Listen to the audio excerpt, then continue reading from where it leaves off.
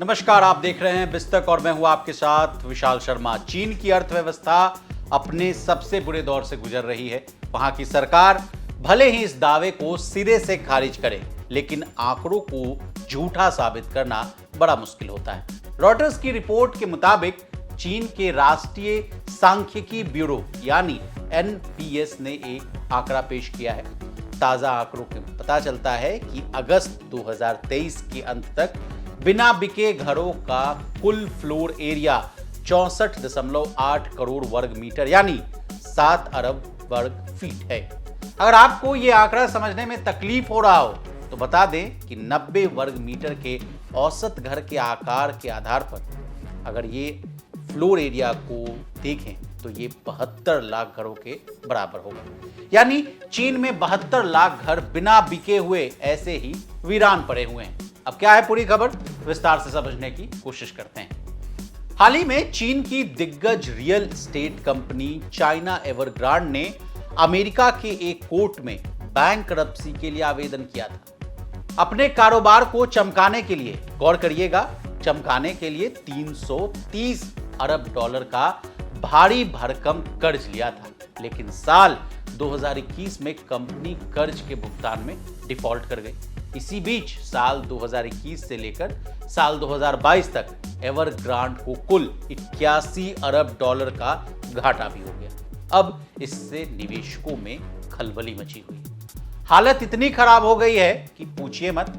China एवरग्रांड के शेयरों की ट्रेडिंग पिछले साल यानी मार्च 2022 से ही सस्पेंड चल रही है। अब एक और आंकड़ा चीन की असलियत को उजागर कर रहा है।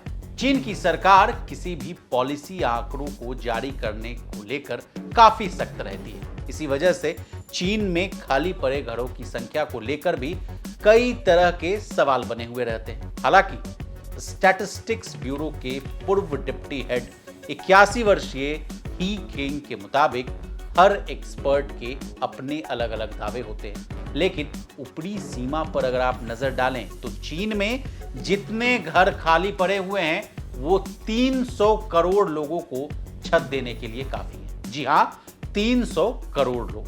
बता दें, यह आंकड़ा चीन की अपनी आबादी से दोगुना है। चीन की न्यूज एजेंसी के द्वारा जारी वीडियो में एक फोरम को संबोधित करते हुए केंग ने कहा कि भले ही यह आंकड़ा काफी ऊंचा हो, लेकिन सच तो यह है कि चीन की टोटल 140 करोड़ की पूरी आबादी भी अगर मिलकर इन खाली घरों को भरने की कोशिश करे तो वो नहीं भर सकती। केंग का ये बयान सरकार के उन बयानों से बिल्कुल उल्टी दिशा में है जिसमें कहा जा रहा है कि चीन की अर्थव्यवस्था बड़ी मजबूत बनी हुई है और वहां कोई भी दिक्कत नहीं। अब ये बयान जो आया है वो क्यों अहम माना जा रहा है, जरा इस पर भी नजर डाल लीजिए। चीन का प्रॉपर्टी सेक्टर एक समय उसकी अर्थव्यवस्था की ग्रोथ का सबसे अहम इंजन माना जाता था। हालांकि अब यह सेक्टर कर्ज के बोझ से दबी कंपनियों का सेक्टर बन गया है।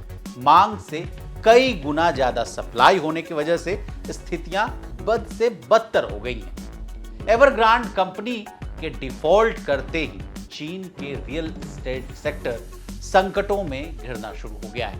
बता दें, चीन की इकोनॉमी में रियल एस्टेट सेक्टर का 30% योगदान है, यानी 30% कंट्रीब्यूशन है। चीन में ऐसा नहीं है कि सिर्फ एवरग्रांड ने ही बैंकरप्सी के लिए आवेदन किया है, बल्कि देश की दिग्गज और एवरग्रांड की सहयोगी कंपनी तियानजी होल्डिंग्स ने भी बैंकरप्सी के लिए आवेदन कर दिया है। दूसरी ओर चीन की सबसे बड़ी private developer country garden holdings के हालात भी दिनों दिन खराब हो रहे हैं। साथ ही चाइना वांके पर भी भारी मार पड़ रही है। ये कंपनियां दिवालिया होने के कगार पर पहुंच रही हैं। बता दें, चीन में होने वाली मकानों की कुल बिक्री में इन कंपनियों का 40% हिस्सेदारी। चीन के प्रॉपर्टी सेक्टर में हालात इतने खराब हैं कि हर दिन के साथ खतरा वो बढ़ता चला जा रहा है। दरअसल इस क्राइसिस के कारण चीन में कई रियल एस्टेट प्रोजेक्ट्स वो अधूरे पड़े हुए हैं। प्रोजेक्ट वक्त पर ना पूरा हो पाने से